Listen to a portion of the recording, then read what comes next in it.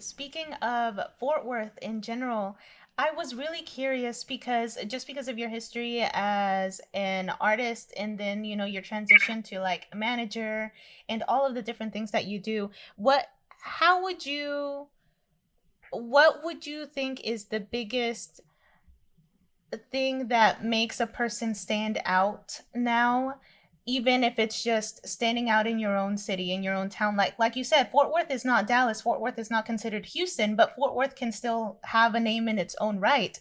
So what would you do as an artist now that you've experienced both sides of the coin through management and otherwise to stand out?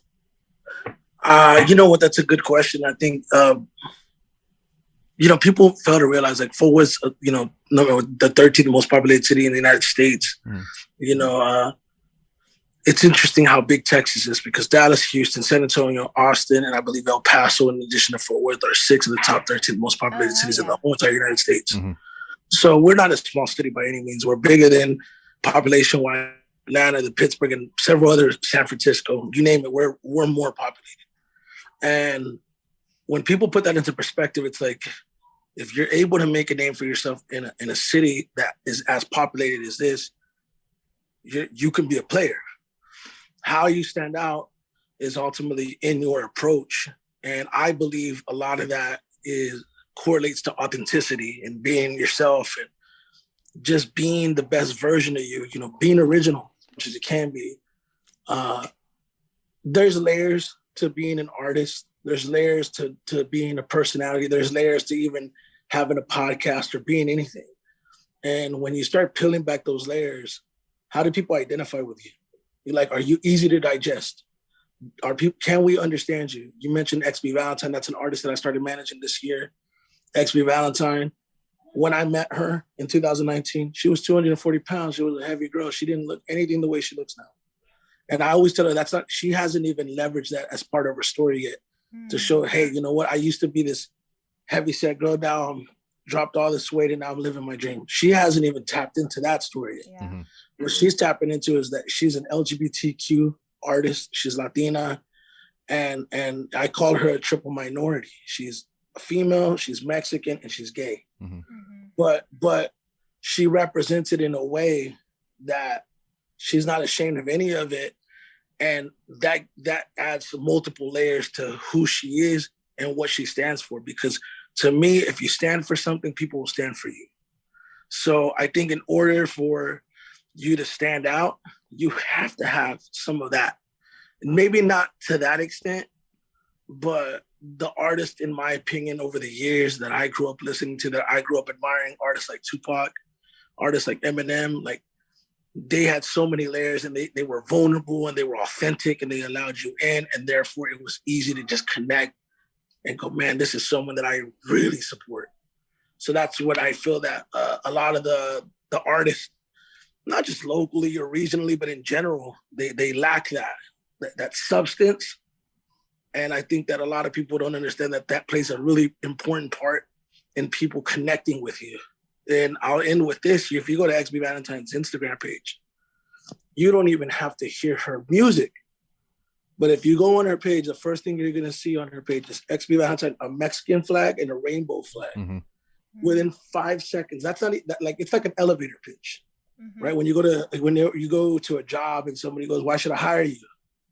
XYZ, you should be able to say your elevator pitch in 15 seconds. People on social media don't take time to dig into your content a lot of times because they don't know who you are. So the moment they get on your page, they have to be able to digest it instantly. So as soon as you get on her page, you see those two flags. You never had to hear about her. You never had to hear her music. You know instantly in the first 3 to 5 seconds who she is and what she represents without even talking to her or hearing her.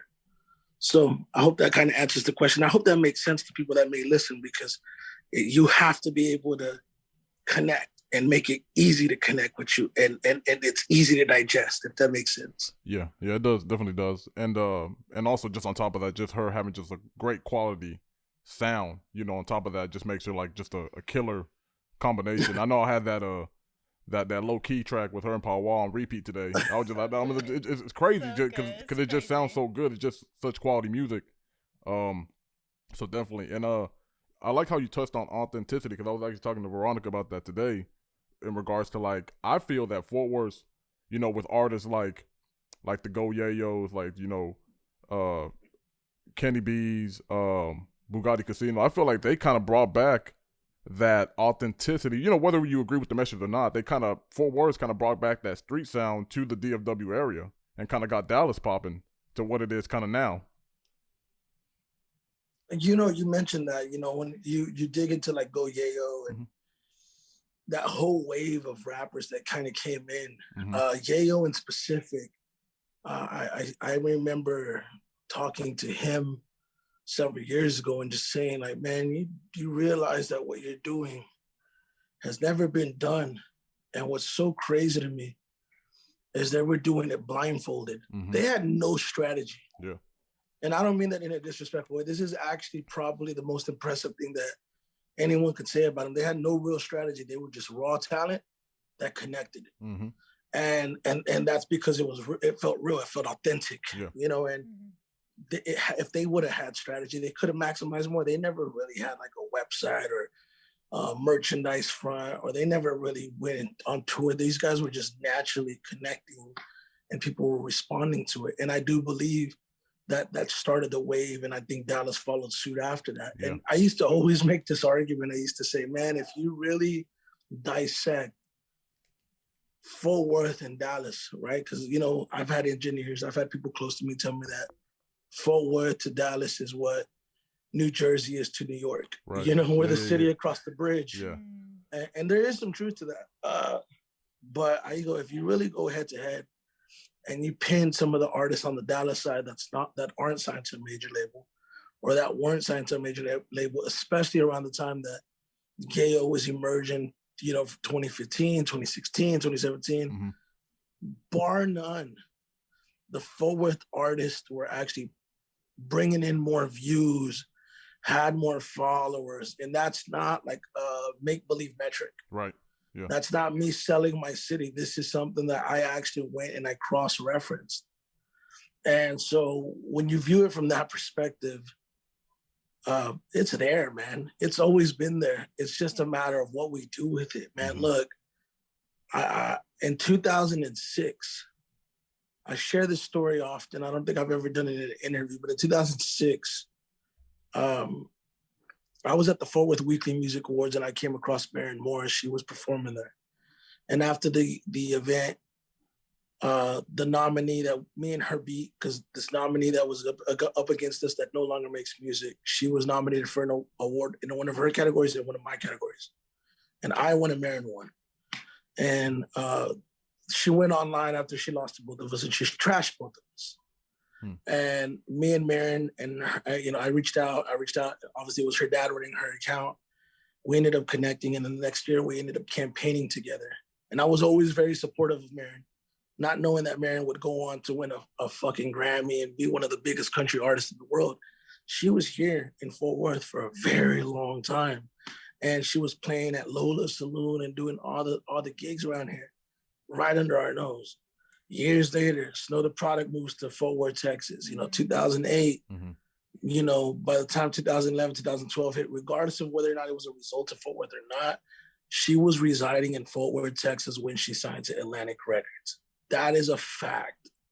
Then you go on to Leon Bridges. Leon Bridges, you know, who's now a Grammy Award-winning artist as well. A lot of people don't know this. Whenever I was working with Louis the singer, who was actually performing at the festival, Louis, essentially I was managing his career because I had discovered him, a good friend of mine to this day.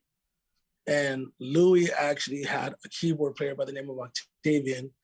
And Octavian's the one that discovered Leon. Leon's first time ever on stage was at House of Blues as a backup singer to Louis' set, which was on my set. So in a sense, he was on my set as part of Louis' set. And that was the first time he was on stage. There's a photo of us from 2011 that has all of us in the photo with me, Louis, Octavian, Jay Beats, and Leon Bridges. And that was the first time he was ever on stage. And now he's one of the biggest national recording artists in the world. That's crazy. And he's from Fort Worth.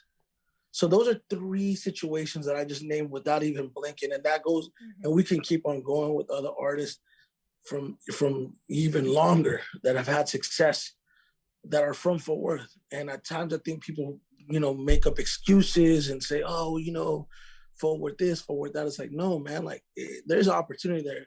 And I had a conversation with the talent one time, and this is a difficult conversation to have, but it's a real conversation. I said, Leon made it because he's like, Fort Worth ain't got nothing for me.